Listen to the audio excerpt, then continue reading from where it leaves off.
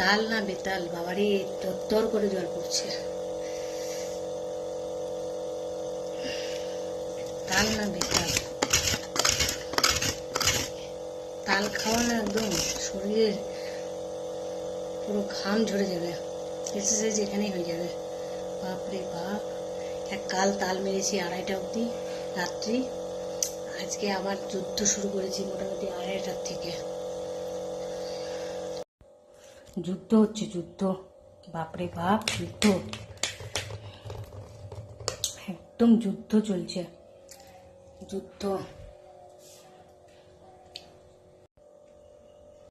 কি করবো দেখো, ঘেমে ঘুমে অস্থির একদম। দোকান থেকে এসে যে খাবার খেলাম, রুটি আর ডিমের তরকারি, আর এই যুদ্ধ চালু করেছি। মানে তাল তো খাওয়া নেই, যুদ্ধ। কি করবো, ঝামেলা পছন্দ করি আর ঝামেলা খাবারও খেতে। তেলে ভেজা, তেলে ছেইটা দিয়ে ভেজা হচ্ছে, ভেজা। ওই জন্য কালকে রাতের কথা ভাবছিলাম, ধরো রাত 2টোর সময় তাল জাল হচ্ছে, তাল মারা ঘষা হচ্ছে, আর যত রাত 2টোর সময় নিশি রাত, তারপরে তোমার যত ভূত পেট আত্মা যদি সবাই এসে বলতো এই গন্ধে মোমো করছে একেবারে, তাহলে কি হতো বুঝুন। কি তাল খাওয়ার ধুম। আগের দিন রাত 2টো 2:30টা বেজে গেল তাল মারতে, আবার আজকে তাল সব মেখে চুখে দুরকম, একটা তাল ক্ষীর আর একটা তাল বড়া, কত শখ না। তো আমরা আগে দেখতাম মা মানে ঠাকুমার মা, ছোট ঠাকুমার মা করতো, সেই দিনই তাল মারতো, সেদিনই করতো, সেদিন রাত্রি অবধি তাল বড়া করছে, হেবি, একদিনই করতো।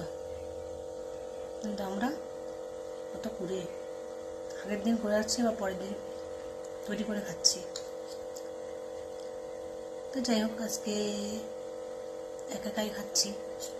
তাদেরকে ফোন করলাম আসবি, বললো না মা আসতে পারবো না।